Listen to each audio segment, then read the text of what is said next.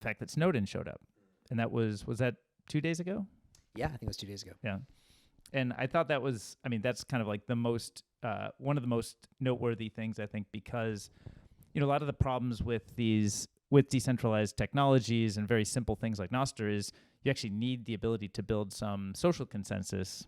Right. Right. So without that, how do you sort of get the thing going? And so I think having, some more, prominent voices that help build social consensus, that kind of believe in this kind of future, I think are, amazing. Really, really helps bootstrap some of the usage. So can you give us a little bit of like at least your understanding of what kind of why Snowden might be interested in Nostr and sort of what might draw him to a technology like this? Totally. And maybe I'll comment a bit on why I think it's a big deal. So full disclosure, I'm not like a Snowden expert. I listened to a little bit of his pod with Joe Rogan. He actually has 2. They're pretty good. Cool. I mean, high level, the dude was a contractor for the NSA and then worked at the CIA. He had access to all kinds of information. Seems to be like, a true patriot, volunteered to serve in the military, I think, as well after 9/11. Anyways, and, it appears that while he was in this role, he basically started to understand the government was spying, or these intelligence agencies rather were spying in like really, really far-reaching and what he viewed to be unlawful ways. And so he took that information, took it to journalists, not just leaked directly, but took it to journalists, let them evaluate, gave them a chance to talk to the agencies first. They released all of this stuff. Turns out like the wiretapping, all of that was indeed illegal. Snowden had to run. No one knows exactly where he is. Some people speculate Russia, whatever.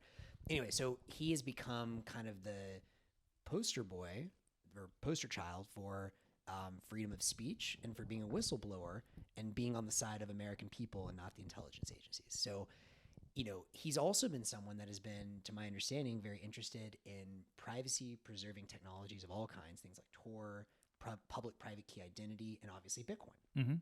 And so, given that, I mean, the guy has like 5 million followers on Twitter or whatever. A lot of people are familiar with him. He has an extremely high approval rating with the American public. I think on Rogan, they mentioned like 90% of people agree with what he did. So it's like, it's not a partisan thing at all. Right. And so him coming to Nostr is huge for 2 reasons. One, the fact that he came, but 2, the way he came. So the fact that he came is a big deal because now all of a sudden, he's spreading the Nostr gospel to all of his followers, which is a big audience that's maybe not traditionally Bitcoin. But even more important is he didn't just show up to Nostr. He clearly had been using pseudonyms on Nostr for some time.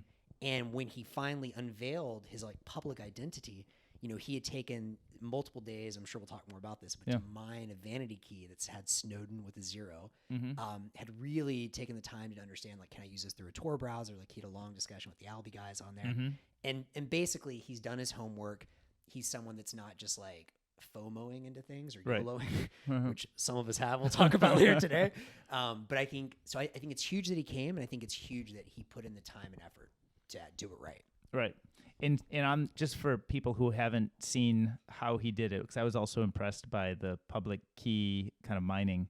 The public key we think of as kind of similar to a username in that it's a unique thing that you share with people to when you want to have them follow you to connect there. And a public key is kind of a really messy looking hash. And so, to be able to have a vanity public key where some of the characters in that hash actually represent something you want it to do shows that you sort of thought about it and you care about that. And it's more done, with intention, more deliberately than just, maybe the way you and I made our public key, which is like show up and try it out, right? But it made me curious about, so what he did is he took, I tweeted this and I also made a Nostr note about it. But what he did is he took the first characters and mined it. So it says SN0, I think, is basically spells out his name at the beginning of his public key. So he can then share the public key, and it says this is the real, more likely the real Snowden, because I actually did a bunch of work to make that happen.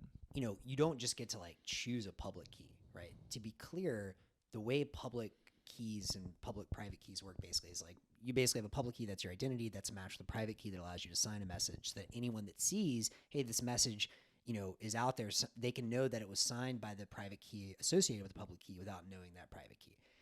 And to get a vanity key like that, you can't just like choose Snowden, right?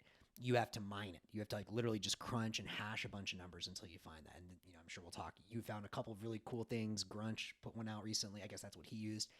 And so that means he took at least, I heard, 3 days, maybe longer, to do that mining.